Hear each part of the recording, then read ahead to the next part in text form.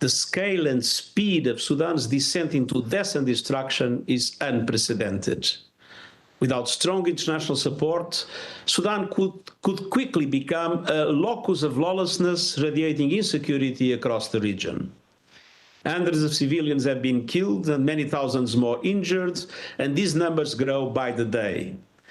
The situation in Darfur and Khartoum is catastrophic. Fighting is raging, with people attacked in their homes and on the street. Before this conflict erupted, Sudan was already grappling with a humanitarian crisis. And this has now escalated into a catastrophe affecting more than half the country's people. Deadly violence against aid workers and the looting of humanitarian property and supplies have made aid operations even more difficult and dangerous. Despite the challenges, United Nations agencies and our partners reached 1.8 million people with life-saving aid in April and May.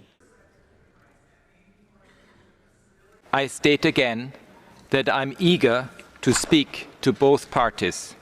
I've also urged all states to help advance a resolution to this catastrophe, yet efforts to pursue and sustain a ceasefire have produced little or no success.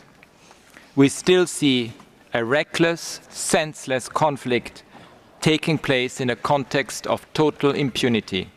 The streets of Khartoum and its surrounding cities of El Geneina and of El Obeid are stained with the blood of civilians.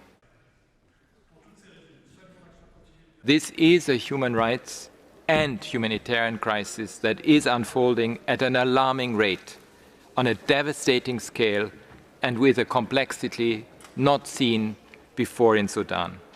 Every day, children are bearing the harrowing consequences, with more than 13 million across the country in urgent need of life-saving humanitarian support, including 5.6 million in Darfur. At least 620,000 are reported to be suffering from acute malnutrition. The new ceasefire is a new opportunity to put an end to this sea of suffering. I remind the two parties of their obligations to respect international humanitarian and human rights law and to take all measures necessary to protect all civilians, including humanitarian and medical workers, from harm. I also call on the authorities to conduct prompt, thorough, impartial and independent investigations into all alleged violations of human rights and international humanitarian law. I remind them that failure to pursue accountability for past grave violations has contributed to the current crisis. وقد شاهدتم جميعا الطريقة البشعة التي تمت بها تصفية والي الولاية السيد خميس آدم بكر عليه الرحمة على النحو الذي ورد تفصيلا في بيان السيد المفوض السامي اليوم.